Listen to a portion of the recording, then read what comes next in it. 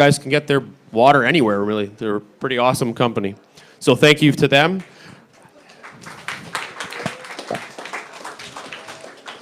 And we can't go any further if we didn't thank Ron and Diane for putting this awesome venue together at the Lodge. So we got to thank them for having us here. And we'll thank Hard Boot for putting this event together. I always feel odd talking about Hard Boot since it's part of the same company, I guess, per se. But as a custom software company, we're out here to help, and we want to thank you guys for all coming. So Hard Boot thanks you, so thank you. So just so you guys have some information, you guys can tweet and you can post all that good stuff. One of the things is the hashtag is PitchitTO, so please overuse it. It always helps. And on Instagram, it is at O People Network is the @ sign for that, and on Facebook as well. For other information around everything that's going on in today's event, you guys can always check out opn.ninja. And only because of the URL, I have to say it is a sick URL, and every URL should just be .ninja now. So outside of that, I'll give you guys kind of a quick lowdown on the rules of engagement. So the way it operates is the companies have 11 minutes to pitch. Sounds like a long time, but because we're trying to mirror how it works when you're in front of an angel group, it is 11 minutes. We have our advisors at the front who will provide 1 minute of amazing feedback each. And then we'll go into 5 minutes of Q&A, so you guys can build up all your questions and feel free to let those go, because we do want to get as many great questions from you guys, because at the end of the day, the whole reason we're here tonight and what we're doing is we're trying to help the startups get valuable feedback to help them as they go down their road in the hunt for growing their business and pitching for money through angel groups and VCs. So some of the upcoming engagements that we have, just so you guys are aware, we have some expansion happening. So on June 6th, we're going to be doing Pitch at York, and that will be followed by Lucas Chang, who's going to be heading up that, and that'll be done at the York Downs, I believe it's called. So you guys are always welcome to come out to that one. PitchitTO is on the 22nd of June. And then we have another exciting event, which is going to be Pitch It City Hall, and that is going to be on the 23rd. So that one actually should be pretty exciting. We've got a lot of great companies pitching, and advisors going to be part of that. So we're pretty excited as well. And the fourth one for June is going to be Pitch It Durham. So this will be our second time in the Durham region, and the same thing. We're pretty excited about the event there. So for the startups today that are going to be going, we have Giga Global, which is Jeff Stoker Laval, Ripple Farms, Stephen Bourne, Cloud Radar, which is Swapna, and Trip Expert, Brad. So these are the four groups that are going to be presenting. I may have missed names, but at the end of the day, you guys are going to come up and talk to what you're doing. And then we have our awesome group of advisors that are going to be helping out today. We have Sath, who is part of Ideal Labs, who they just rebranded to Ideal Labs, correct? Which is pretty exciting, and he's also a member of York Angels. We have Angelo, who is also part of York Angels, and many other things that Angelo takes care of, so he's also well connected in the community. And then we have one of our past companies that have pitched, which is Rover, and that is Tim. So we got a pretty good panel. So maybe a round of applause for all these guys that have come out to help us tonight.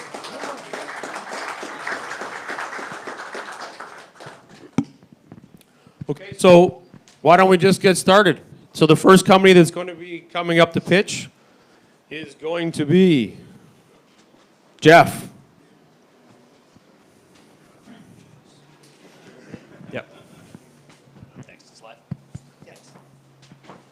All right, guys. Hi, everyone. Firstly, thanks everyone for being here, and thanks also to OPN for having us here.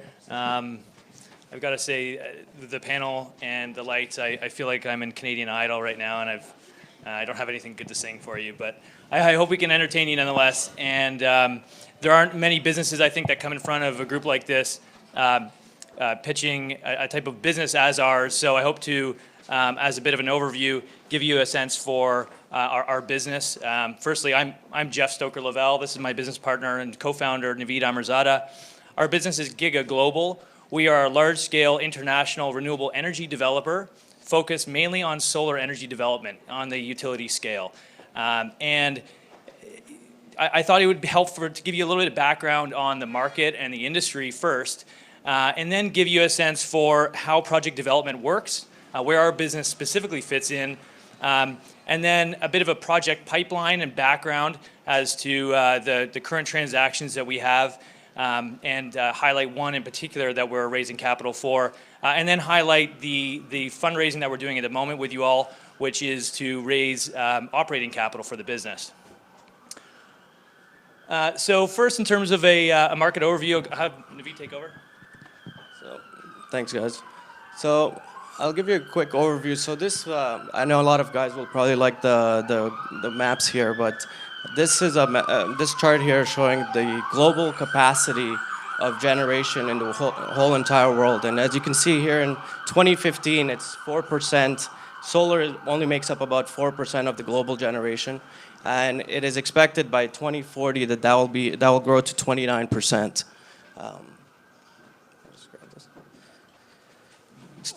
In 2015, the actual installed capacity for solar energy in the world was 219 gigawatts.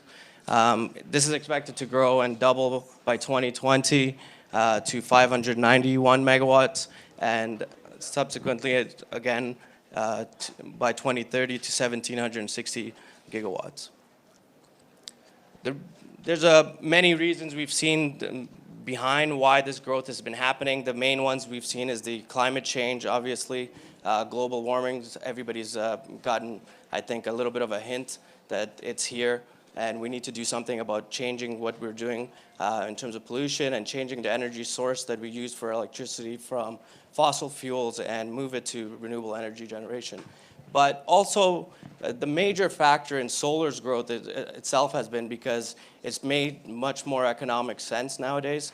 The price of modules, as you can see in this first chart, has dropped from $100 a watt in 1975 to 60 cents a watt in 2015, when it continues to drop to this day. Today, it's at 30 cents a watt. So that's quite a drop in 2 years, almost half of what it was in 2015.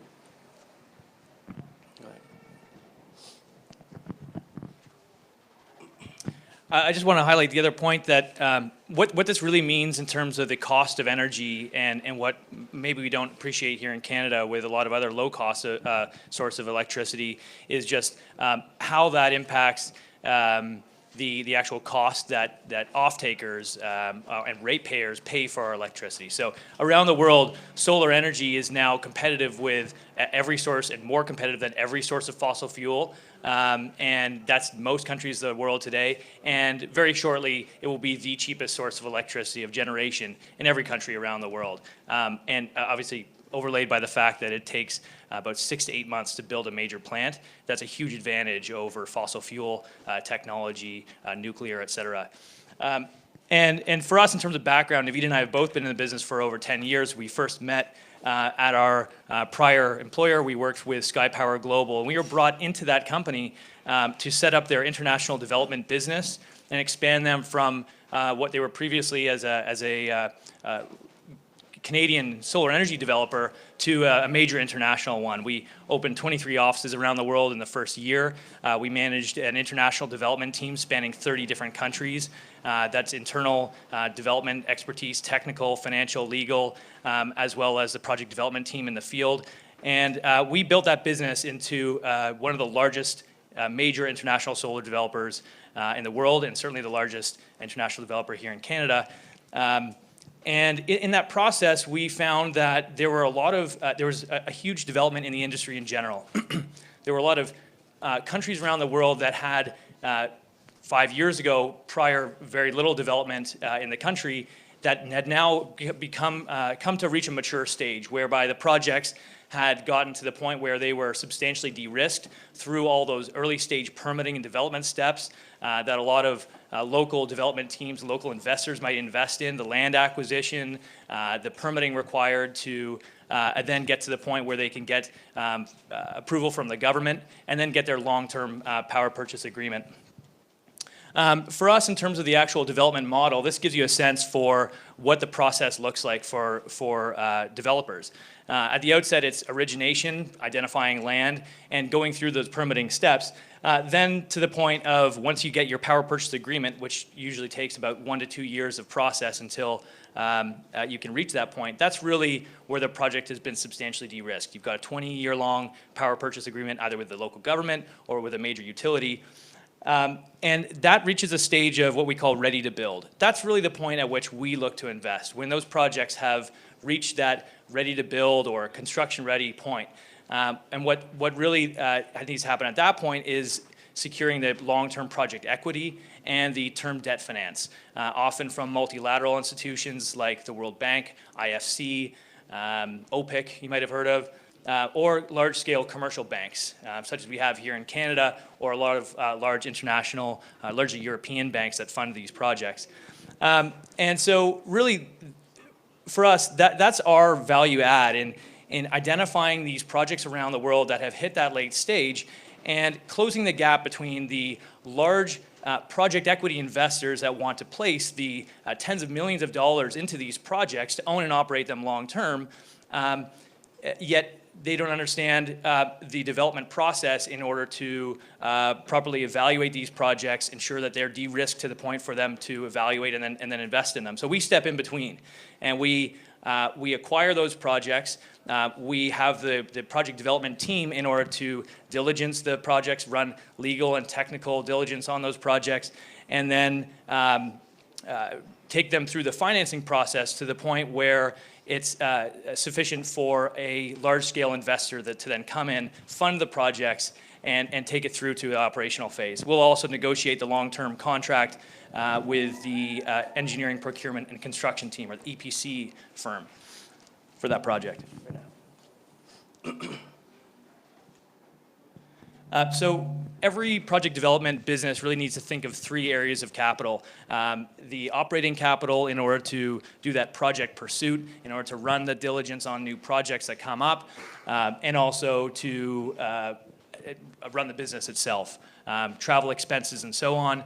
The second area of cost is really around development capital. So the actual acquisition of the project itself, any final development expenses that are needed, and to raise the financing. And then the third and the largest is the long-term equity on the project and term debt.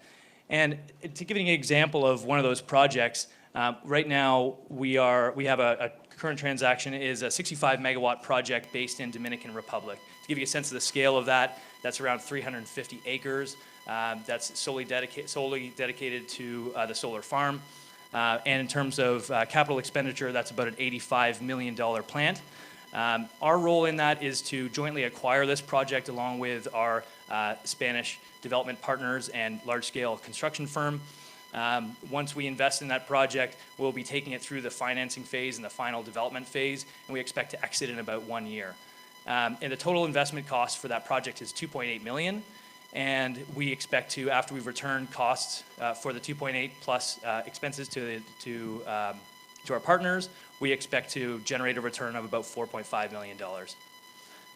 So, and then again, that's within about a 1 year timeline. But that's just one of the projects that we have on the go at the moment. Our pipeline includes over 1,000 megawatts of projects around the globe, from India to Kenya and Dominican Republic and Mexico. We also have projects that are a little bit earlier stage, projects about 3,000 megawatts that are large-scale auction projects, and our early stage development, where we'd be investing some of that early stage capital in the land acquisition, the permitting stages, and so on. Obviously a very capital-intensive business. Our role for today is to, and our goal for today is to acquire to raise operating capital for our business. So we've been in the market now for a year.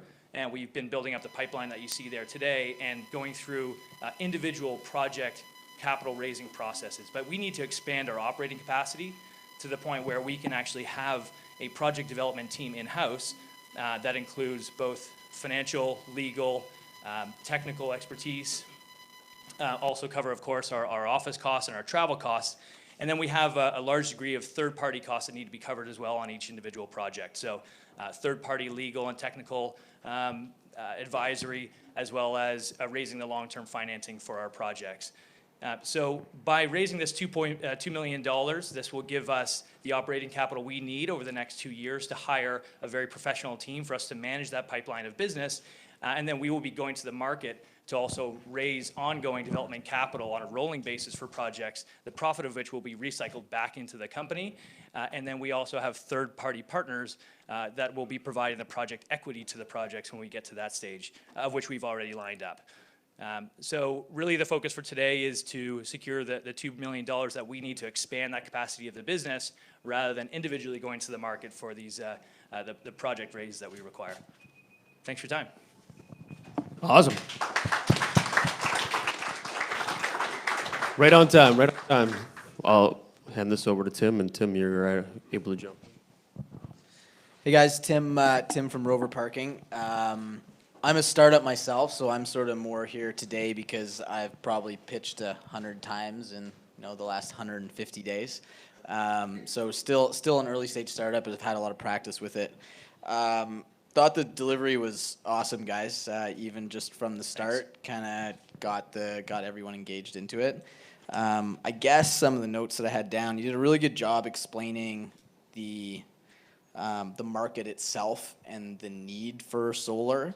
I think you could have built more on the team and the experience you guys have, because if you have that much experience doing exactly what you're saying, you could build more into, we have done this in many places. Right. That's why we're the team that can do these projects itself. Right. And then where I was a little confused was how the partnerships worked with your other partners and who's paying for what and who would get that spread between 2.8 million and 4.5 million, and understanding the economics of that a little bit more. I know in 10 minutes that part's very difficult. Sure. But yeah, that's what I'd say. It was really good. Great, thank you. Hi, my name's Angelo Del Duca, and I'm with the York Angels, and I'm actually honored to be in a room full of ninjas. I've never been surrounded by so many ninjas. I'm with the York Angels, so we look at startups like Rover and look to see opportunities that are worthy of investment that would yield a return. And I've been with York Angels for a year and a half. Prior to that, spent a bunch of years, too many because it would probably exceed your lifespan at IRAP. I was a director there and did my own startup prior to that. So that's a career from 2 years old to 40, because that's all I am right now, at least on one foot. So good presentation. I think Tim hit on some of the points that I made notes on. The real strength in your pitch is the people. And I would emphasize not only your background and your capabilities, but use that as your differentiator in terms of, we're doing this, we have the credibility to do this, and this is hard to replicate. Right. So you need to identify what is your unique differentiator in the marketplace in that space, which is a tough space, quite frankly, because these are long-term projects, and you need to give confidence not only to the investors but also to your customers that you're going to be there from cradle to grave. Right. Right.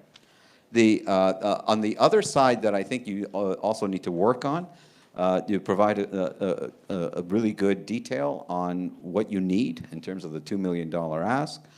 You also need to emphasize from an investor point of view, great, you need $2 million. You told me how you're going to use the $2 million. What's that going to give me? What's the return on my investment? what's the valuation of the company, what sort of equity position that I would gain by digging deep into my pockets and coming up with the investment. Right. Yeah. Yeah. We intentionally left that a little bit vague in this presentation, just for the sake of the large group that we have here, and it is a very proprietary space. So, but yeah, that's point well taken. That's Yeah. certainly something that we would include. Well, once you get into a formal pitch, you'd really need to get down to those details. Thank you. Thanks, Angelo. Nice pitch, guys. Thanks. My name is Sath. Have a incubator called Ideal Labs. I manage that, where we work with certain startups, so hands-on approach. I'm also part of York Angels, where we invest in some of the tech-oriented companies. So coming back to your pitch, I really like the delivery. It was really straightforward in sense your team and experience and insight is the strongest that comes out, like Angelo said. That needs to be highlighted. In terms of the exit is what we look for in investors. And you did mention how like a $2.8 million investment turning into 4.5 within 12 months.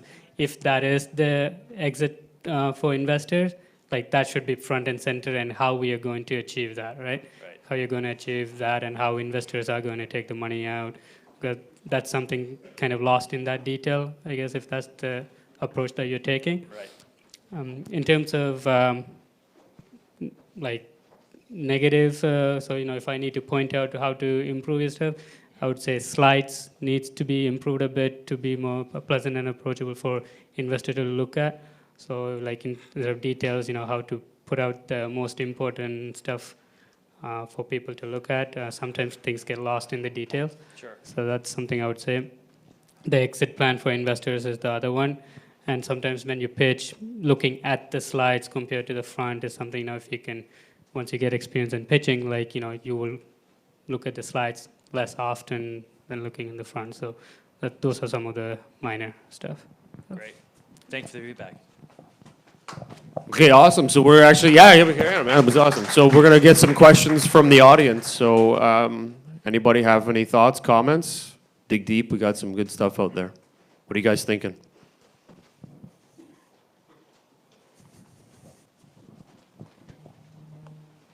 So what's your deal with Sky Power? What was our deal with Sky Power? Yeah. We were VPs at Sky Power prior to our current role. Right. So they have billions of dollars. They won't help you? We haven't gone to them to try to raise capital. We'd be a competitor of theirs. Why don't you just JV with them? There's other reasons for that. That's certainly an option. But we have other joint ventures that we're looking to establish in the market, not necessarily tie up with an existing developer. Other developers typically look for a very high return on their capital. So to acquire or to joint venture with another developer where they're providing development capital to them, they usually look for a very high return. So when we're looking for operating capital for our business, we're looking to investors that are not currently already investing in renewable energy development, in order to give them the opportunity to invest alongside us and realize the growth with us, rather than go to a current competitor of ours, which would also restrict our maneuverability in the market. What did you do for them?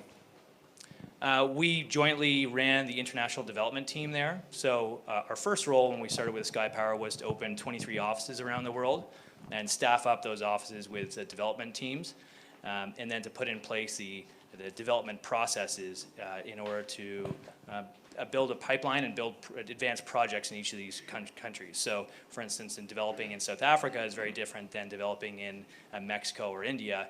Putting in place those processes and then overseeing the advancement of those projects all the way through to the point of investing, acquiring those projects, eventually raising the financing is obviously the responsibility of the finance team, but that's something that the development team is involved with as well. Did you raise any money for them? We were involved in projects as they were raising the capital for them. Of course, that's the responsibility of the CFO and the other team Okay, there. you were analysts, or you were dev guys? Or? We're the development team. That's right. Yeah. Okay, so you're engineers. No, we don't. Neither of us have an engineering background. Our background is project development and business development and basically the acquisition of the projects all the way through the technical phases. How much of your own money are you putting into your own deal? Well, we've been running the business for a year, so we've been bootstrapping this for the past year and taking the projects to where they are today, at which point we're now looking to bring on outside investors for it. Right, you're looking to raise about 3 million. Are you putting in 10%? 2 million. 2 million. Are you That's right. putting in 10% as your own capital? We've certainly already invested at least that in the business Okay. so far, but we're not averse to investing further in the business we plan to. Okay, cool. Awesome. Any other questions? I'm not an expert in the resource field. I'm Brian Hewlett, and I work with Hardboot in corporate and business development. So it's a two-part question, really, and it kind of dovetails on the last questions that were asked. So I understand there's a $2 million raise on the table.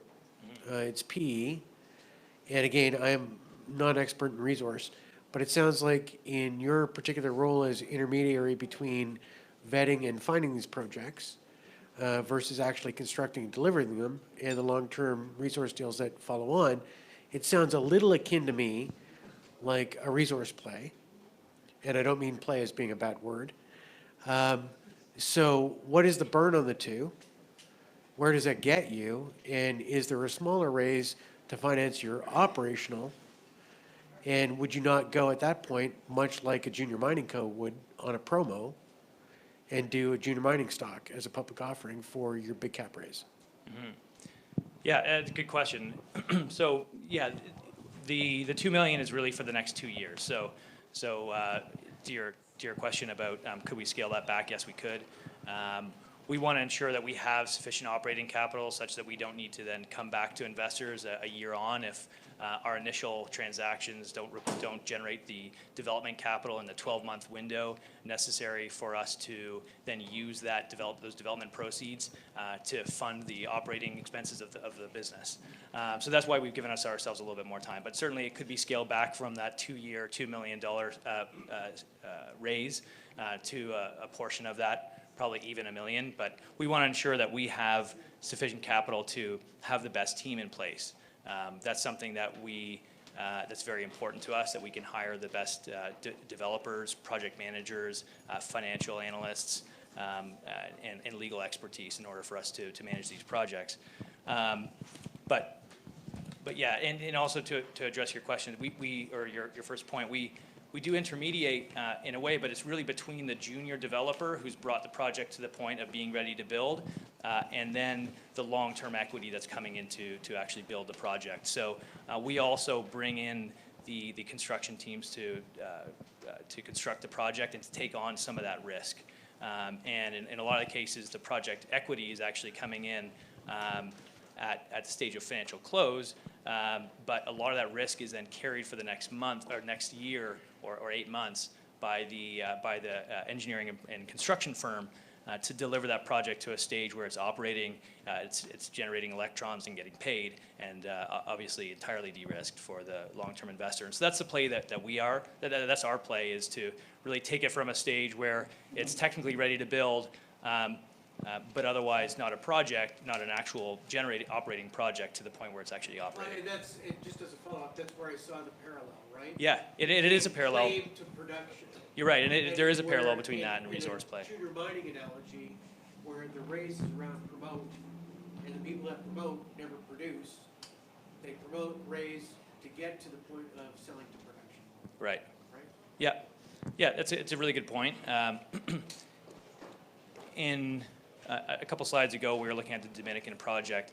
We also had up there a list of project assets, and so one of the great things about our business versus perhaps a junior mining play is that while it's capital intensive, it's the capital required for the project is offset by the assets that we secure in that project. So as soon as we put our first payment down for acquisition of the project, which on the Dominican project is about half of the project development capital we're raising of $2.8 million. As soon as we put that first investment down, we have secured we have secured the majority controlling share in that project, which includes the 350 acres of land, the long-term contract for the sale of power, which is a 20-year long contract, and all the other project assets. So, and I don't know a lot about the resource industry or about mining industry, but I think it's somewhat similar. But I also, I do believe that in mining, there's still a lot of speculation that's involved in the highly capital-intensive phase. And so what's different about our business is that there's really no speculation in it. Of course, you still have financing risk, and you have to secure the equity and build the project. But that's a substantially de-risked project by the time we're investing. Thanks for your answer. Okay, awesome. Thanks, guys. Thank you.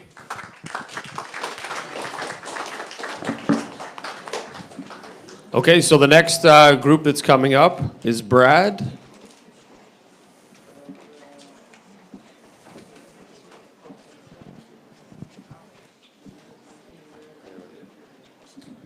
Thank you. Great. Good evening, everybody. Good evening, panel. Thank you for your time and your input. I look forward to your feedback. If I could just get the clicker for the computer. Oh, there we go. I've been involved in the online travel industry for about the last 2 decades. I was involved with some startups here within the Canadian marketplace, namely iTravel 2000, then spent some time with Red Tag, Travel Brands, and SunQuest. Over that time frame, I saw a lot of stuff that really worked in the industry. But more importantly, I saw a lot of stuff that really did not work. I saw some huge opportunities. Because as time marched on, the Canadian consumer, as well as the American consumer, changed their habits and how they wanted to interact with travel websites. A lot of travel websites, because of their technology, didn't progress. So hence, over the last year, we have built out Trip Experts, a platform to address all of those issues and to give the consumer what they're really looking for. The addressable market that we've already launched in Canada and the US is $1.3 trillion. And we'll share with you our story of how we're going to market, how we're going to be profitable within that market, and more importantly, how we're actually, through a collaborative model, 4 times more profitable per transaction against our competitors in the space. So,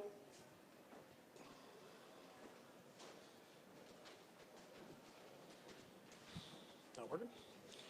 So, part of the problem that exists within the marketplace is the online travel landscape. It's ripe for disruption. There's huge legacy technology, and that handcuffs a lot of user interface and user experiences for the travel consumer. The business model is broken where a lot of the online travel agency companies within Canada and the US, and I'm going to reference the US a lot because the model that we built is more for the bigger market in the US, is that they focus on the bottom of the funnel. They're very utility-based. They're basically having consumers looking for price and product, where the consumer moved a long time ago, over a decade ago, way up the funnel where they wanted more rich, engaging content. There's a lack of focused, engaging content. Consumers have search fatigue. I spent the last 4 years studying how consumers interact with travel websites. And understanding search fatigue, they don't want to search anymore, they really just want to find. And lastly, the destinations who have tons of marketing dollars are investing in platforms that are very old, antiquated, and they're not getting their return on investment. Thanks. So, the opportunity. Something's going on here. The opportunity. So the opportunity really is to solve the problem by giving the consumer what they really want, and that's through the power of focused, engaging content. What we built within our platform is basically giving the consumer what they want by using the power of rich, engaging content. That includes the use of rich media, video, imagery, and content. The unique thing is that through this, we're actually starting the consumer way up at the top of the funnel. We're giving them inspirational, aspirational, destinational, and content information that actually gives them exactly what they're looking for. So, and by doing so, we're actually increasing the conversion rate. The conversion rate now of an online travel company in Canada and the US sits at anywhere between 1.8% to 3% on a conversion rate perspective. What we have forecasted, and we're already seeing coming through to reality, is that we're seeing a 3 times conversion rate, which means that actually we could be much more profitable, not only per transaction, but also for the volume that we can drive. From there, through a collaborative model, we've been able to secure unique partnerships to do the back-end fulfillment. So we've reduced a lot of our technology cost and builds. we basically can actually go to market and be 4 times more profitable per transaction against our largest competitors, including Expedia, Travelocity, Priceline, etc. And by doing so, it allows us to have a lot more maneuverability when it comes to marketing and putting money in the funnel to actually grow the business. Our go-to-market strategy is very simple. We're utilizing other people's technology on the back-end fulfillment. We're using other people's content. Through the last 2 decades, I've developed very unique partnerships with destinations around the world. And we've actually been able to acquire all of their content at no to low cost. And by doing so, we've curated it, put it in a very convertible format, and we've created unique, interesting websites based upon destinational focus that take this content and leverage it. More importantly, Trip Experts really is just an umbrella. It's just an umbrella for multiple what they call OTAs, or online travel sites around the world. We have Trip Experts, but more importantly, the parent site is Mexico Experts, and below that we have child and grandchild sites, Cancun Experts, Cozumel Experts, etc. All of these are very rich, engaging, focused destinational websites that are fully transactional. One of the things that, recently in a conversation, when I presented Cozumel with their Cozumel Experts website, they really turned to me and looked at me and said, what you've really done here is you've actually built an Expedia specifically and only for Cozumel.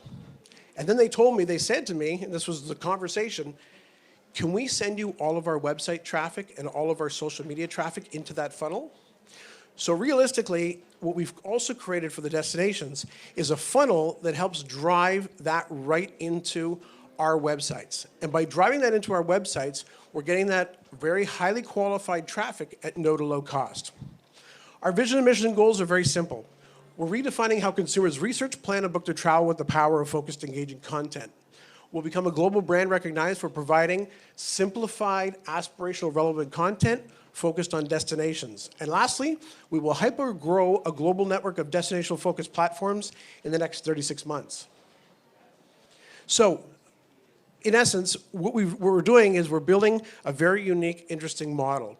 To give you an idea on the profitability of it and how we're doing this and how we make money, per transaction, we basically, on a $2,000 transaction, whether it be us or whether it be Expedia or one of our large competitors, we basically make about $193 per transaction.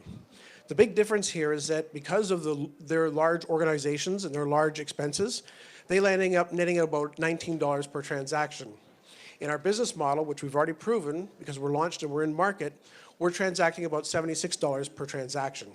So we have almost a 4 times cost or profitability within that as well. We're just going to see if this is going to. Okay. Yeah. So, in essence, how we really make money is we're driving focused traffic, we're driving cooperative marketing, we have 3 times the conversion rate. We're using best-in-class third-party technology through some unique partnerships because of our relationships over the last 2 decades. We have a shared commission structure. We have a very low cost of operations, and we're 3 to 4 times more profitable. As per how we make money, as I was just mentioning, on a $2,000 sale, the average commission for us or them is 9.2%. The rest goes to hoteliers, airlines, transfers, etc. In the case of them, which is the large OTAs, they basically net out about $19 per transaction. From us, with our expenses, although we're giving a larger rev share to our fulfillment partners, we have a call center and a fulfillment partner in Cancun with 500 people in a call center, and we have a bank of agents here in Canada. We basically have lower cost of operations where we actually net out 4 times as much per transaction. On our scalability within our forecast model at year 3, when we're doing $250 million, you can see the difference in the EBITDA above us versus them. Realistically, our underlying magic is we're using other people's traffic, tourism board traffic, other people's marketing dollars. We're taking the cooperative funds from tourism boards to put into our funnel and spend on the money. We're using other people's content and other people's technology. Most importantly, though, is the proprietary exclusive relationships. Although when you go to the site and look at it, we had an example earlier, if we have time, we'll go back to it. That content that we received is content that we got from the tourism boards that it was only because we've had relationships with them for the past 2 decades. And with that content, we're not only just monetizing it through our own channels, but now because they want to send all their traffic into our funnel, we're actually helping monetize the money that they're already spending on a global perspective. It's scalable. We have a large scalable capacity. It's very replicable. Any destination who gives us their content, within 7 to 10 business days, we can have a new expert site up. In our roadmap, we have Florida coming. We have Las Vegas coming, et cetera. And we're following the money. I was mentioning our roadmap. Within this, without Mexico in it, there's over $1 million in booking revenues, and there's also over $100 million being spent by tourism boards. And we're basically, in the next 18 months, launching Florida experts, California experts, USA experts, Las Vegas experts, Caribbean experts, as well as all the European destinations. And again, we're mainly launching from a focus of a US market perspective, as well as Canada as secondary. Our market approach is very simple. We're using the power of social media through all of our channels, through the channels that exist out there, the spend of the tourism board dollars to put people into the funnel, to get them into the site. We're getting the booking through our back-end fulfillment with our 2 partners, and basically getting a commission received. Our milestones for the next 18 months. We've already launched in Canada and the US, and without spending a dime on marketing, we've already have $250,000 in revenues. Our goal at the end of June 30th is to have $300,000 in revenues, and we're looking for a $500,000 debenture so that we can actually replicate and speed up the model as soon as possible and get it into market. By doing so, it actually impacts our revenue very quickly into a bit of a hockey stick effect. So that basically by the end of this year, we're hitting about $4.8 million in revenues. And as we go through over the next 3 years, you'll see that the business model grows quite dramatically. Our financial projections, and these are based upon the securing of tourism board dollars to spend on a cost per acquisition basis by putting people in the funnel of the destinational focused websites. So we can actually work backwards to the money secured through tourism boards right back to our revenues. It shows that we have a very quick EBITDA growth over the next 3 years. We're seeking from an investment perspective, and we're pitching right now in the marketplace for $2 million in 3 tranches. The first tranche for $500,000 in a debenture loan that can be convertible into equity, and then 2 further tranches, one for $1 million and one for $500,000 in equity position based upon the company evaluation of where it is at that point in time. And we have a bit of a use of proceeds of exactly what we're using the money for. Obviously, within the pipeline here is the revenue being generated from the sales, but this is exactly what we're using the $2 million investment for. Our exit strategy is very simple. Management is confident that over the next 24 to 36 months that we will be acquired by a large industry player. One of the key things that's happening within this space is that there is a ton of acquisition going on of players who are more nimble, who are quicker, who are fast to market, and who are mastering what is really required within our market space, and that's the mastery of content and content integration. We've already had unsolicited calls from large online travel players trying to figure out what we're doing, how we're doing it. Obviously, they're giving us a bit of a sniff test. But realistically, we're looking in the 3-year time frame to have a bit of an earnout. And we also have a bit of a growth pattern here as well. Although all of our websites are very destinational focused on leisure travel, we've also taken a look at the vertical strategies as well as how we can continue to grow the company because of the platform that we built that is so highly scalable and manageable, which includes wellness and experiential travel, which is pegged at $6.78 billion out of the North American market. Medical tourism, which is $534 billion out of the North American market. Destinations, weddings, etc. We also have opportunities because of the unique content that we've created. There's also revenue streams of being paid for by destinational organizations who want to see us do what we're doing already for them, and also syndicating it through broadcasters as well. I'm going to try and go back to the slide to show you a little bit of the example of our proof of concept launch, which was Mexico Experts.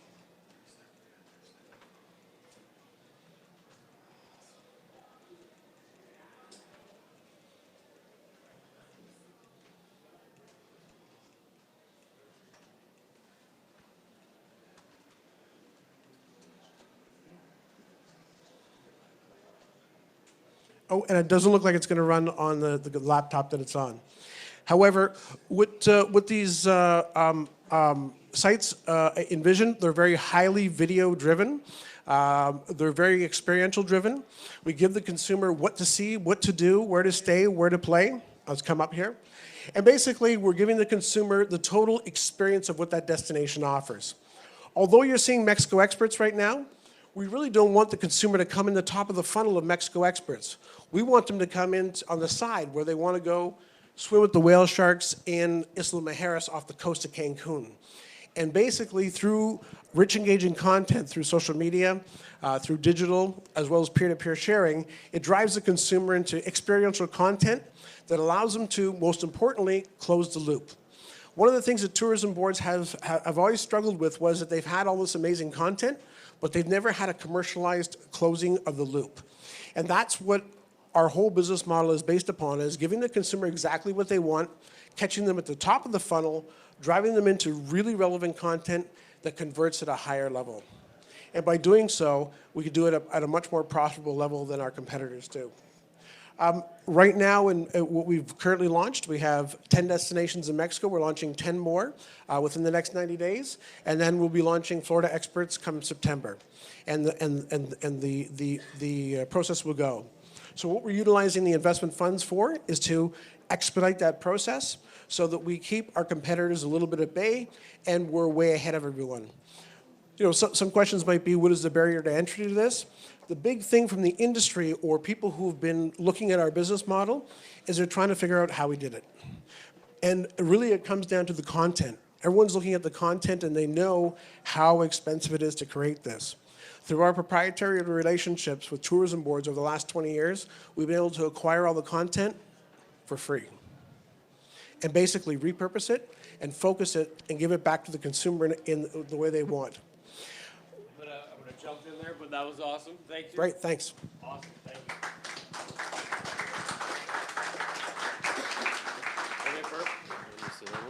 you. Okay, perfect. Sorry. You guys can jump in. Here you go.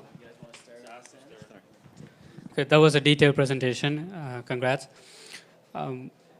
What I noticed was that there was a lot of us versus them, trying to point out the differences and commonalities. I like how you're saying that the competitors that are in their legacy. They're focusing on material that doesn't matter anymore. Like their users are going forward with experiential, that's good. But at the same time, I don't understand how you are going to provide that experience to the users. At the end, you did say about the videos and the content that are coming. Good that you're able to acquire those content, so that's past content. So what about the new contents that are going to be out there? How are you going to keep up to date with new content? One of the things that I look for is when I look for vacations, I don't trust any of the website out there. I go directly to bloggers or any friends and family who have went there directly. How is that going to be tied along? Because you're looking for user experience and personalized content, that would be something that I'll look for in there. Another thing is that there's not a lot of mention of team. So who's behind it, what you're looking for. That would be something that would be nice to see, because is this a one-person thing or is there others behind this as well? In terms of revenues, you mentioned a lot of numbers. I couldn't quite get how you're getting those numbers and where it's coming from. There's a lot of partnerships that are being made, but how are those partnerships affecting the revenues? And in terms of, from an investment perspective, you did say acquisitions, but what is the expectation? What are you looking to exit at what point, rather than just saying, okay, in 3 years we're going to acquire, but when you reach what stage that you're looking to get acquired. Those are something. Yeah. Good presentation. I really like the video. In fact, until you showed that video, it wasn't 100% clear to me where you stand out relative to a very crowded marketplace. I love the model where you're leveraging other people's work and bringing it all into a self-contained, very focused platform that an individual or a family is looking at going to. So I really like that positioning. I like your background, that you have a long history in it and you understand not just what works, but also what doesn't work. That is a real good basis to build a scalable company. The one thing you did touch on, your barrier to the marketplace. I think you need to also concentrate how sustainable that barrier to the marketplace is. What runway do you have in order of your competitors catching up, and how long will that take, and what your next step is in terms of then leapfrogging 3 years ahead of them before they get to you. I like your numbers and details, so I think you covered a lot of the elements. Maybe some more granularity, not in terms of more numbers, but to provide a scale of, these are my revenue projections, and that's based on X number of destinations. So fairly high level, but that provides a feel of the magnitude of what you need to accomplish to get to those numbers. And one last point, and Seth sort of touched on it, is it all sounds wonderful. How am I going to know about it? So how are you going to pull in those customers that would really reap the benefits of this experiential destination? So. Yeah, good presentation. 250K in revenue, awesome. I mean, congratulations on that. I get that up in front and center, just saying I've done this. I've already done $250,000 in transactions. Good point on the video. I mean, I'd agree. Get that video in there sooner. Jeff was incredibly nice there, not cutting you off and stopping you, because in a VC pitch to these guys, you would never have got the chance to see that video. I really think you could get that pitch down to 7 minutes. You were probably more like 14 or 15 by the end of it. You won't get that time in these pitches at the beginning. Once you get into more due diligence, you will. So I just make sure you have kind of 3 versions of this pitch. You have kind of the 2-minute version, you have the 6-minute version, and you have sort of the 15-minute version. And you know, you want to do 2 minutes in the 4-minute, you want to have a 6-minute for 10 minutes, you know, always be shorter and more concise. And then my only other thing, like on that 250, show how you got it. Like if you can really nail that down into just Cozumel and say, hey, in Cozumel, I did this, we're doing this many transactions, I can scale it in this exact way. If you do a little bit more sort of flavor around that one little bit and prove that you have done it, like I have done this, I can scale this, that's what you raise money off of. Hyper local, show them you've done it, and go forth. But yeah, good stuff. Okay, wicked. That was awesome. Thank you. Any questions from the audience?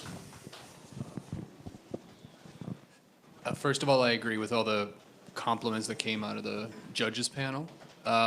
Leaping off of the last piece of feedback, I would suggest that you start adapting your deck to the presentation, because a couple of those slides, I think 3 or 4, had so much content on it that, first of all, at this distance, nobody behind me could read those. And even for those that can read, there's so much content that they're either reading and not listening, listening and not reading, or neither, because they're just overwhelmed with information. And so sort of leaping off of that, adapting the length of your pitch, also adapting sort of your visual aids, because the important part is that you're talking us through, and that's just there to support you rather than take over from what you're doing. Right. Thanks. Anybody else? Yeah, I'm just curious. So like because you have like a separate website for each destination, right? If I know where I'm going, like this is perfect, right? Because you get me right at the beginning. But then what if I'm researching where exactly I want to go? Like if I don't know if I want to go to Mexico or Europe or Asia, like how do you get me? Because if I'm kind of like still deciding my destination and I go to a blogger, and once I've gone to that blogger and I decide where to go, I'm not going to come to an expert's website. I'm just going to go to Expedia, right? So how do you kind of deal with that problem? Well, part of the strategy is through the social media and through reaching you through some predictive indexing of what you're already looking at online. We're going to start serving up some unique, rich content to you. We also have our local expert in every destination who now, we already have a local expert within Mexico who is creating that content for us to connect with you when you're doing your searches. Also, all the site and all the content on the back end is all built out from an SEO perspective to connect with you while you're doing your searching and getting through that search funnel. But our business model is not built on volume of traffic. It's built on quality of traffic. So by utilizing and leveraging the tourism board's traffic already coming in, like i.e. how we've already built business out of no cost, it's pretty amazing. And also with the tourism boards, we've already secured $450,000 in tourism board marketing money without even sending a passenger to them yet, because they believe in the model. So part of that will be, if you trip across the tourism board's website or their social media, they're already starting to help send people into our funnel at no to low cost. So instead of having 1 million people through and converting at 1.8%, we need 10,000 people through, because right now we're converting at about 30 or 40%. So it's all about quality and margin rather than volume. Okay, awesome. Well, I think that's it. We're going to move on to the next one. So great job, great job. Thank you. Thanks.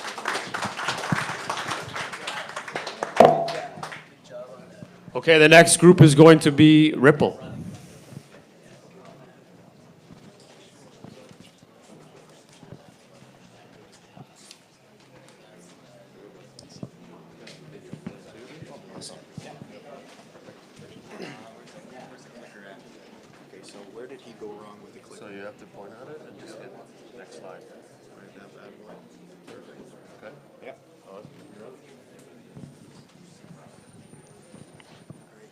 Good evening, everybody. It's an honor to be here. My name's Brandon Heber. This is my business partner, Stephen Bourne, and we are farmers of the future. We grow food on top of concrete with fish poo 365 days of the year right here in Toronto. At any given time, Canada only has about 3 to 5 days worth of reserve food on hand. At that, as a developed nation, we actually have food deserts right in our backyard, especially in northern communities. As a social enterprise, we look to tackle food security issues and really internalize our food production system here in Canada. We actually use aquaponics tethered with vertical growing technology to increase density, grow all year round, and provide a local and transparently organic product. Something that Stephen didn't mention, the picture here shows our urban farming unit that we're currently running operations out of. It's actually Canada's first urban farming unit. We're in the basement, we run our aquaculture, and the upstairs we run our hydroponic system. A little bit about the Ripple team, as you may be able to tell. I am the farmer, I'm the lead biologist and urban farmer, and Steve's the mastermind behind our social enterprise as well as the marketing and sales of our produce to some of the top chefs in the city. We've actually just expanded our team to 2 new people, and we're in the process of integrating them for communications and more so on-hand farm management roles as we plan to scale up. The current competitors in the industry, when we're looking at urban farming, aquaponics, hydroponics, the 3 competitors that we have outlined are AquaGreens, Fresh City Farms, and Water Wheel Farms. AquaGreens and Water Wheel are specifically in the aquaponic urban farming space, whereas Fresh City Farms is probably the most reputable urban farming company in the city of Toronto. They run traditional agriculture out of soil. So Ripple is quite well situated. We've been in business for just under a year, and so we're gaining a lot of traction in the marketplace, and we're ready to scale up. The things that actually set us apart is the fact that we value food as a social mechanism just as much as it is an economic mechanism. So our business model is really to look at a franchisable model in the 3,000 to 5,000 square foot facility range, square footage. So we want to take this and actually make it a plug-and-play system for any entrepreneurs that look to be urban farmers. We're going to set these up in urbanized areas and really give all the tools and distribution to these entrepreneurs, using Ripple as kind of the center node and distribution model. We're actually going to use the way that we get produce to the market is actually using chefs, as we call them the change makers. Consumers are still a little bit uneducated about local food compared to organic food from faraway distances. So we use them to actually educate and inform them about those benefits and why it's more important to actually eat locally for not only your health benefits, but the economic, social, and environmental. So we are a social enterprise, and at the end of the day, we value social, environmental, and economical. At the end of the day, we are looking to make money. So the numbers you see here, this is our gross margin on a 5,000 square foot scale up, 46% on the main revenue streams. There are additional that we can increase that by. The ROI is just under 2 years, and we look to be making about just under $150,000 in profits, actually at the 5,000 square foot range. So where is Ripple at today? Well, we started in November with our first, the pilot project I described, Canada's first urban farming unit. The intent of this project was to be a straight up an activation for us to gain some traction in the marketplace, because how can two guys who are under 30 invest in a 3-acre farming facility anywhere in the city of Toronto? So this was an amazing model for us to get our feet wet, so to speak. What we have right now is the demand for our food has exceeded the supply. It's been incredible the number of chefs that have reached out to us looking for our food, because both the way that we sort of describe our business, the social enterprise nature of it, as well as the amazing food that we're growing inside of our farming box. Basically growing amazing tasting food inside of a steel box with fish poo tends to turn heads, especially some of the chefs. Our next steps are, as Stephen was describing, looking at establishing a bit of a franchising model. And actually before that, I'll talk about some of the magic sauce that we've been developing that we haven't included in this slideshow, that we are now working with Durham College to actually develop some vertical farming technology. So inside of our 160 square foot facility, since we're urban farmers, we need to use cubic feet. So we actually get a 1/4 acre worth of crop inside of 160 square feet, because we grow about 16 plants high using our in-house vertical tower technology. We're trying to continue continue the research and development of this product in partnership with Durham College. Again, we're too early on to say that we're actually a tech company, but we are developing our technology that we'd love to scale up, create access, and eventually help market this across North America and eventually around the world. For us, we figured we do what we do best right now. We're farmers, so let's scale up. Let's create cash flow by establishing a 3,000 to 5,000 square foot facility. Our first facility we've just locked down is at Country Heritage Park in Milton. It's a 3,000 square foot facility, a part of sort of a local agri-food cluster. This is going to allow us to have some output capacity, generate a bit of cash flow, and then the amazing project we have in the pipeline is coming in December of 2017, running through 2018, where we will be on top of a restaurant in the heart of downtown Toronto as part of the Stack Container Village just down the street at Bathurst in front. It will actually be the first project of its kind in the world, and we will be getting international media attention. We're hoping to, again, ride this wave of Ripple, I guess ride the Ripple, and continue to then roll out our franchising model, as well as continue developing and marketing our technology. These two projects are really going to lay the framework for the franchise model. We're really going to keep them as a replicable model, so we can roll these out as future projects very easily in a plug-and-play system. And also for those who are maybe slightly familiar with the urban farming space, there are some other products on the market that are vertical tower technology. We've designed our product with the farmer in mind. We started off with a sort of phase 1 prototype, realized that we could actually design something that had a lot less embodied energy going into each unit. So when we talk about a small square footage, high density planting, it becomes very important for us to cut down the time incurred in planting as well as harvesting our produce.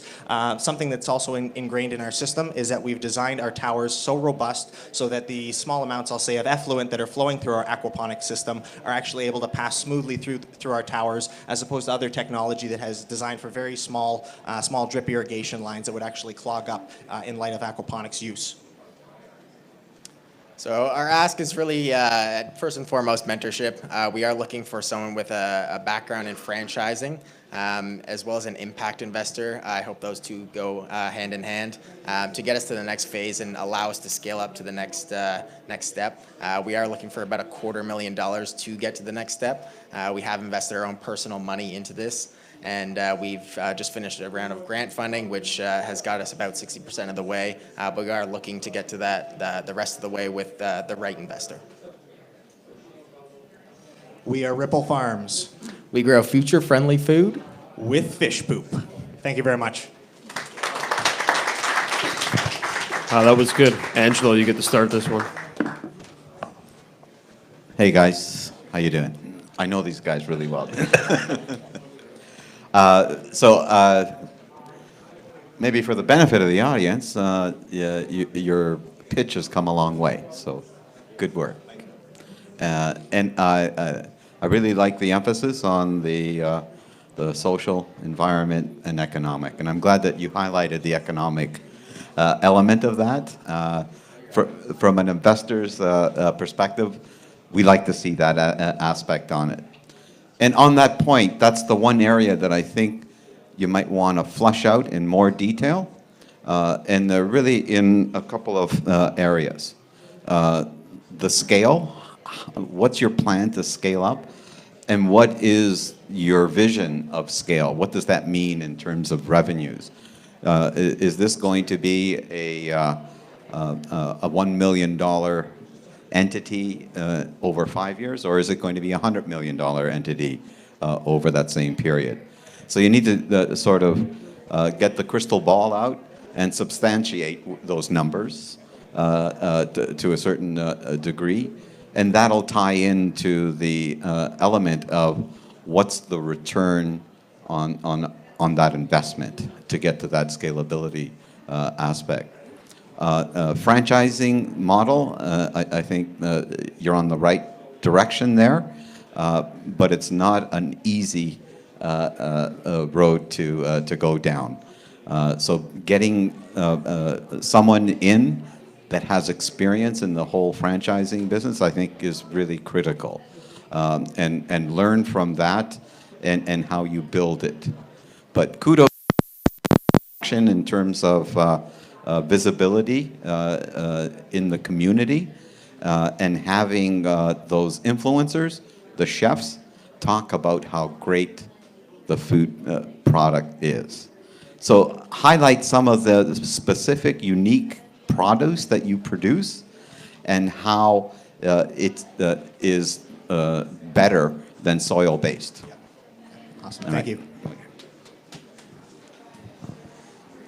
Great presentation. I hadn't heard it before, but you could tell that you guys have thought about it. You did it quick, you were concise, likable, which is very, very important when you're pitching to people in a very, very short period of time. So kudos to that. You did a really good job. I think you kept it to 7 minutes. I mean, to me, that's great. So that was good. I noted a couple things. So I got a little bit confused on some of it. I love that you had unit economics, so you broke it down to the one thing you were going to sell, but I was slightly confused at how small or how big that could be, because, you know, finding 5,000 square feet in a city is obviously quite difficult. So then my mind went to scale, how many can you get in an actual city, and then you had one in Milton, so I got slightly confused to, are you becoming a farmer that's building, you know, bigger greenhouses out in Milton, or are you actually on the urban side of it? So that confused me a little bit on the first little bit. I think that's really about it. The other thing was, I saw something recently on Google Smart City, and they're really looking at Toronto to become potentially their first smart city. So the Stack stuff, it's going to be so cool what they're doing over there at Stacked. I mean, when that happens, it'll be great, but I'd keep your eye out on that Google Smart City stuff too. Yeah. Thank you very much. Hey guys, I just want to point out that Ripple Farm is part of a current cohort in Launchpad, and they are one of the most active and passionate team on the whole cohort. Thank you very much. So that was visible in sensing, like, you know, how passionate you are about this, and motivated to have a social impact, not just a business motive, but a social impact perspective.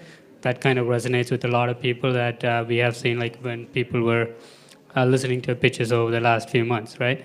So that's something to drive on. One of the things that I'm noticing over the last 2 months is the clarity in the solution. People are not understanding what the solution is. You're giving a good instruction on what the need is, but the social farming aspect of it and that stuff, like people are understanding that.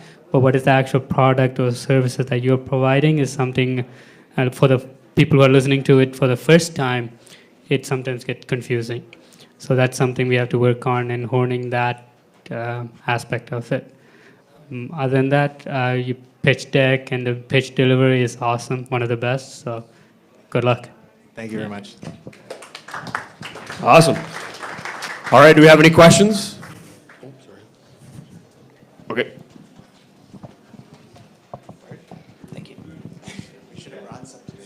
Hey, thank you guys for the awesome presentation. I really liked it. I just wanted to say that I would love to see what kind of equipment you have, what you actually install, and what the facility looks like. What do you grow? Like, if I buy a franchise from you, what do I get to grow? Is it tomatoes or is it something more sophisticated than that? I'd love to see that. Well, right now we're working with niche varieties because it's coming into garden season. So any type of leafy greens that we have, chards are pretty low market value. So we're growing interesting things like lime basils, purple basils. We've got really potent mustard. We've got sweet Thai basil. Basil grows really well in aquaponics. So we're doing what grows best because it's resilient for us.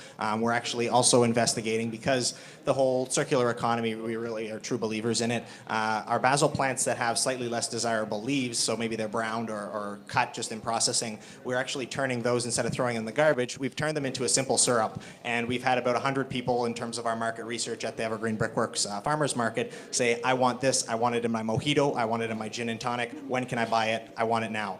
And so that's sort of our plan for the scale up and potentially actually increasing the value of our relatively small capacity in this unit. So. Very cool. Any other questions?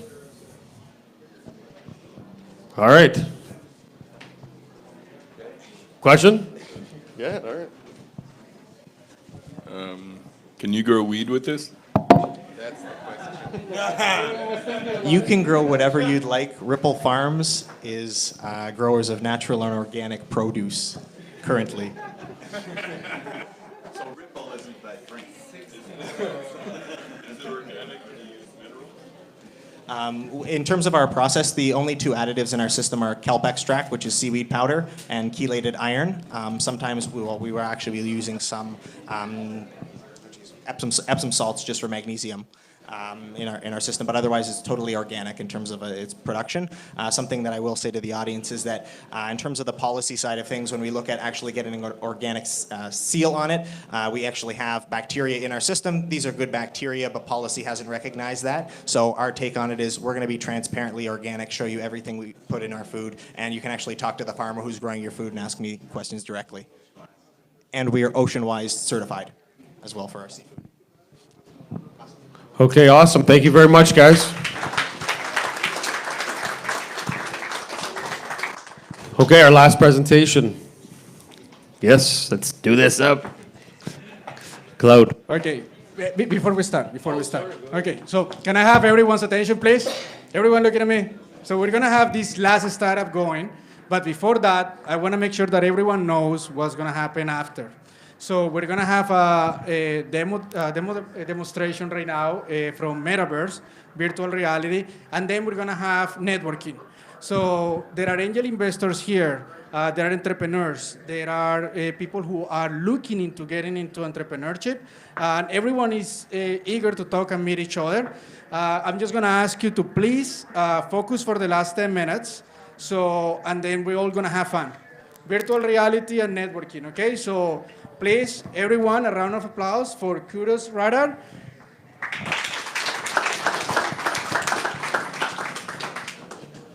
Hi guys, I'm Swapna here. I am the product manager for a company called Clued, and we have a product called Radar. So, hello?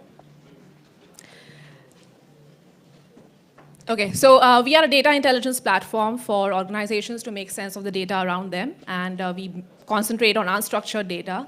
And by unstructured data, I mean with Twitter, articles, news, forums, antiquated databases, messy portals, community, closed communities, etc. So when we started back in 2011, we found a few problems with data. First of all, there's tons and tons of data all around us. We have zettabytes and terabytes of data.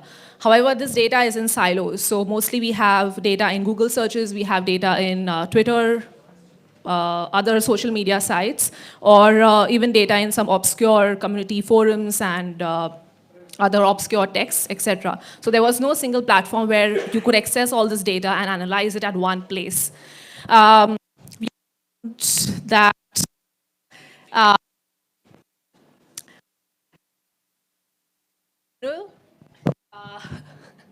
Sorry about this.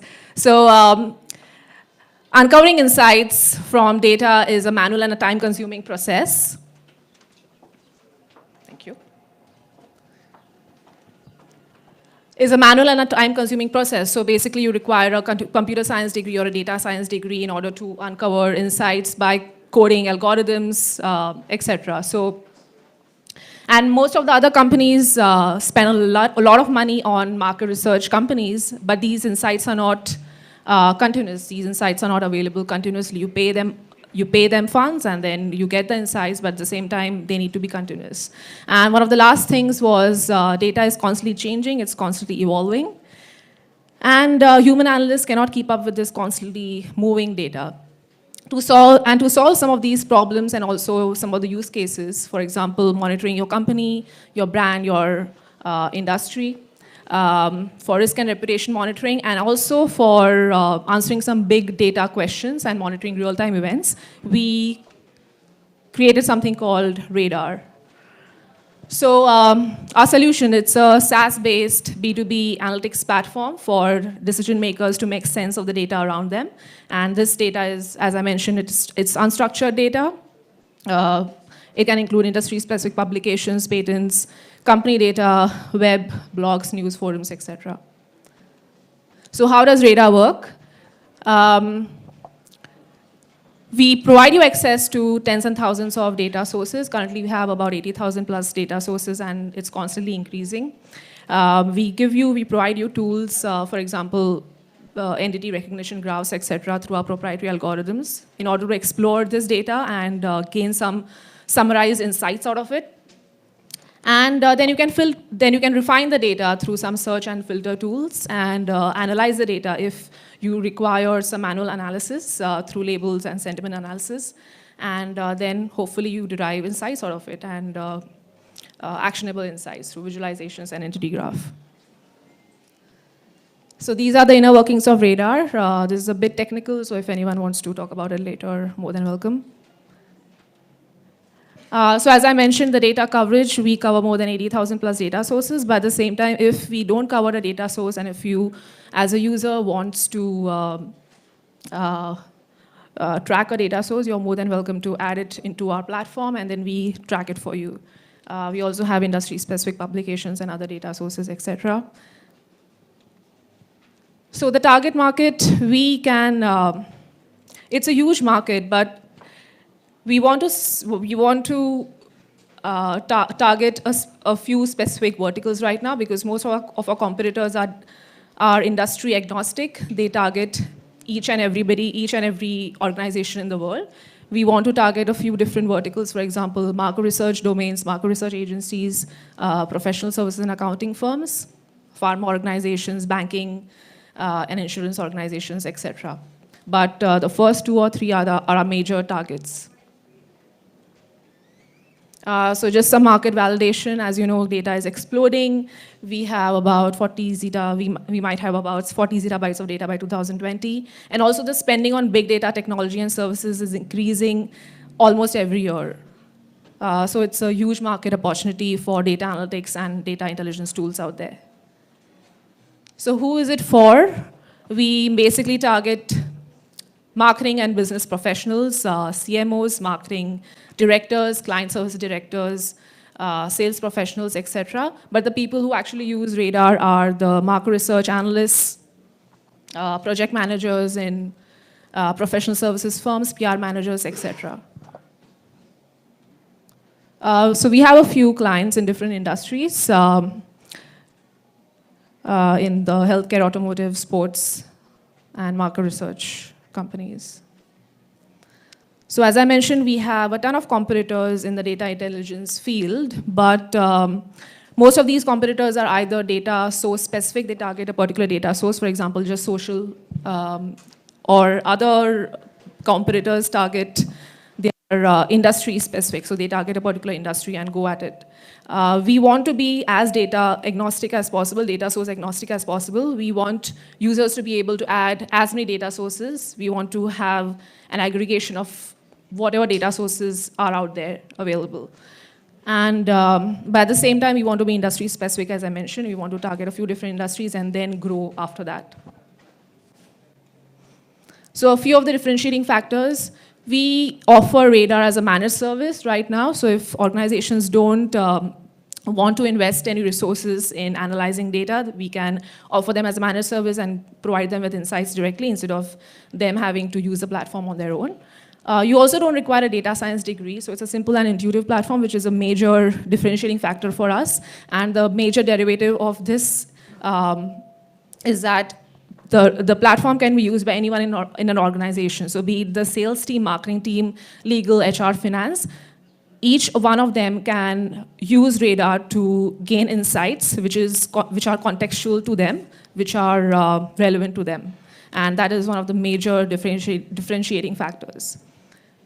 We offer real-time data, and we also offer the option to manually curate and analyze data, which other products may or may not offer. So we have a subscription-based pricing model right now. So we charge users data and user costs. So a brief overview of the Radar timeline. We started off as a digital services company back in 2011. So we have a few different digital services and marketing products. But we started something called as Clued Engine. It was a buffer-style customer response social listening tool in 2013, and we had our first seed round back then. But Radar was a small feature of Clued Engine, and we realized it's gaining a lot of traction, it's gaining a lot of usage, and we took Radar out of Clued Engine, killed Clued Engine, and it was sort of a pivot. And that's how Radar was born in 2015. 2016, we iterated the product, went into customer acquisition. 2017, we are posing for a North American launch in US and Canada. And 2018 is going to be customer acquisition, scale, and product optimization, and venturing into a few different technologies. This has been our revenue trajectory, and we hope to make it in the next few years. So future on the product front, we want to add new data sources. So even if you have, any organization has legacy data, if you want to add your PDFs, Word doc, Excel sheets, you can add those data sources within Radar, and we can analyze it for you.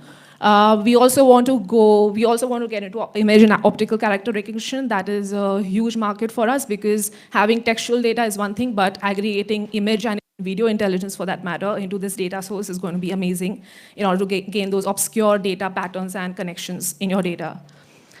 And the third and most important is providing insights in a very contextual way, maybe in a conversational format, and that's why we are using natural language processing and generation to give you insights. Maybe instead of showing you graphs, we can show you insights by giving you a two-line or sentence or something like that. And on the business front, as I said, customer acquisition and scaling in North America and venturing into different verticals in a few years. And just an interesting fact, Football Whispers is the world's first football transfer predictor and is powered by Radar. So what are we looking for? Right now, we are launching in North America, gaining some traction, and then Series A maybe in 2018. So right now, we are not actively looking for funds. And we are Clued, and just a prototype, yep. That's it. Thank you.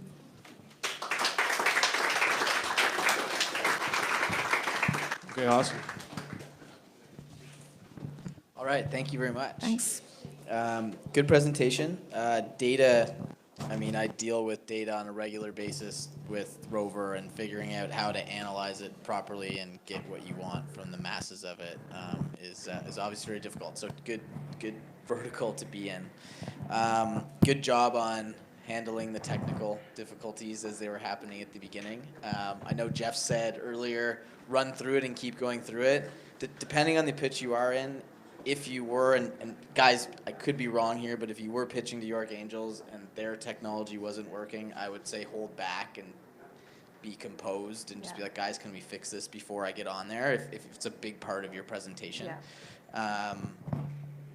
There was a lot of text on the slides, which was a little bit harder to follow. But data is such an interesting play right now. I didn't fully understand it. And I think that's because it is very technical in basis, so it becomes a little bit harder to understand. But I try and figure out, maybe using an example, like use that example of Whispers and maybe, show what Whispers is, because showing what that is might really give someone an understanding of it from the outset and then understanding the verticals afterwards. Yeah. So good presentation. I think Tim hit on a point that I was thinking about. You identified an example, but you didn't really highlight this was the result of it, and this is the value that was achieved from it. So that would be a good element to include in your presentation. What I really like is not only that you've got some traction there, and you've gone through that sort of growth of a company where you've done at least a couple of pivots, which is normal in a technology-based company. They'll go through 3 or 4 pivots before they really find on a resting spot that starts to scale. I also like the concept of your future roadmap in terms of offerings that you're looking at, and I would highlight how they fit into your model. For example, I can see the image and OCR capability of not only are you dealing with the digital data that's out there, but there is a whole slew of legacy paper-based data that you can extract, which really can differentiate you from other companies in the big data space. And also, what was the other one? The natural language processing also. So gaining knowledge from what doesn't seem to be there, right? On the business side of things, you identified the SaaS model, which makes sense. But I wasn't clear as to whether it's a one-time usage that a rover would sort of tap into, or is it an annual commitment that rover would need that they can access on a per site basis or per user basis, or so some of those things you might want to refine and build on. But great stuff. I liked it. It was a great presentation. I also had the same thing in mind as when starting to pitch. If there's technical difficulties, don't start pitching because nobody's going to understand it. So hold on to it, and then once everything's fixed, just run with it. So that's one of those things. And I don't know why you're pitching Cloud, because the product that you are selling or trying to promote is Radar. So I looked at it before coming here. As I looked at Cloud, I'm like, it's a marketing agency. So, and I couldn't get it. So Radar is what you need to put at the focal point, like, that's what. And Cloud comes in as a supporting cast where, like, okay, it came out of Cloud, that type of thing. And also, this is an investment pitch, so what is the ask, right? I don't know if it was there. If I missed it, it wasn't there, right? So, so you're not asking anything, right? So that should be there, like, what you're asking, for what purposes and stuff. You're putting in revenues there as well, 0.2 million, 1 million, and hyper growth in the next 2 years. And you said you hope to reach those things, and we don't like hope. So how are you going to reach those numbers, right? We can't put it for the sake of putting good numbers because investors like it. They rather like negative numbers, and you show how you're hitting those numbers compared to like good numbers that attract investments. And in